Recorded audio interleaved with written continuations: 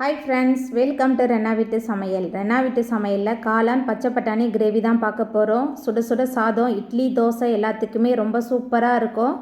மெத்துன்னு தோசை பண்ணிவிட்டு உள்ளுக்கு இந்த காளான் பச்சை பட்டாணி கிரேவியை ஸ்டப் பண்ணி சாப்பிட்றதுக்கு ரொம்பவே ருசியாக இருக்கும். எளிமையான முறையில் வீட்டில் உள்ள பேசிக் மசாலா வச்சு ரொம்ப சூப்பராக செஞ்சிடலாம். அந்த சுவையான காளான் பச்சை பட்டாணி கிரேவி எப்படி செய்கிறதுன்னு வாங்க பார்த்துடலாம். காளான் பச்சை பட்டாணி கிரேவி பண்ணுறதுக்கு 3 டேபிள் ஸ்பூன் அளவுக்கு எண்ணெய் சேர்த்துக்கலாம். எண்ணெய் சூடாகி வரட்டும். எண்ணெய் சூடாகிட்டு இதில் கொஞ்சமாக சோம்பு சேர்த்துக்கலாம். சோம்பு நல்லா புரிஞ்சு மணம் வர ஆரம்பிச்சிருச்சு. பொடியாக நறுக்குன 2 பெரிய வெங்காயம் சேர்த்துக்கலாம்.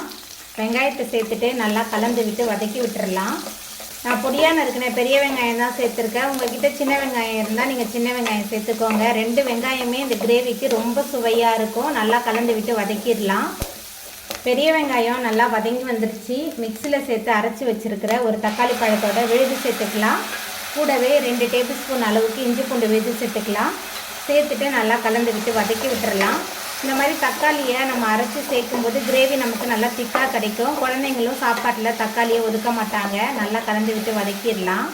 தக்காளி விழுது, இஞ்சி பூண்டோட விழுதெல்லாம் சேர்த்துட்டு நல்லா கலந்து விட்டு வதக்குனதுக்கு அப்புறமா இதில் பச்சை பட்டாணி சேர்த்துக்கலாம். நான் ஃப்ரெஷ்ஷான பச்சை பட்டாணி தான் சேர்த்துருக்கேன். பச்சை பட்டாணி சேர்த்துட்டு நல்லா கலந்து விட்டு வதக்கி விட்டுடலாம்.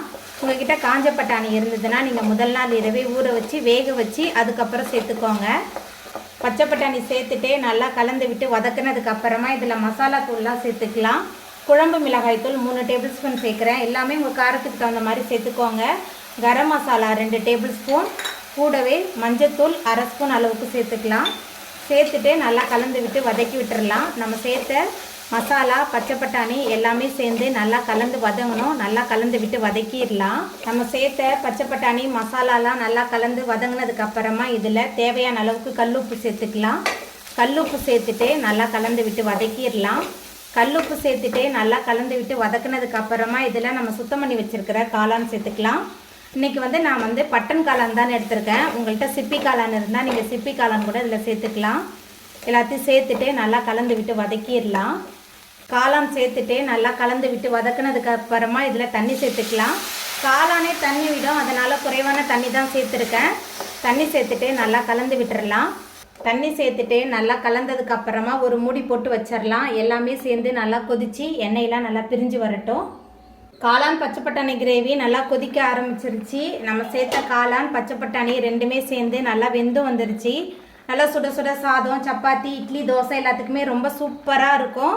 மேலால் கொஞ்சமாக மல்லித்தலை தூவிட்டு நல்லா கலந்துட்டு நம்ம அடுப்பு ஆஃப் பண்ணிடலாம். அவ்வளோதாங்க, குயிக்காக செய்யக்கூடிய காளான் பச்சை பட்டாணி கிரேவி சூப்பராக ரெடி ஆகிட்டு. இந்த ருசியான காளான் பச்சை பட்டாணி கிரேவியை நீங்களும் உங்கள் வீட்டில் செஞ்சு பாருங்கள். இந்த வீடியோ உங்களுக்கு பிடிச்சிருந்தா லைக் பண்ணுங்கள், ஷேர் பண்ணுங்கள், கமெண்ட் பண்ணுங்கள், சப்ஸ்கிரைப் பண்ணுங்கள். அப்படியே பக்கத்தில் உள்ள பெல் பட்டனையும் கிளிக் பண்ணிடுங்க. தேங்க்யூ.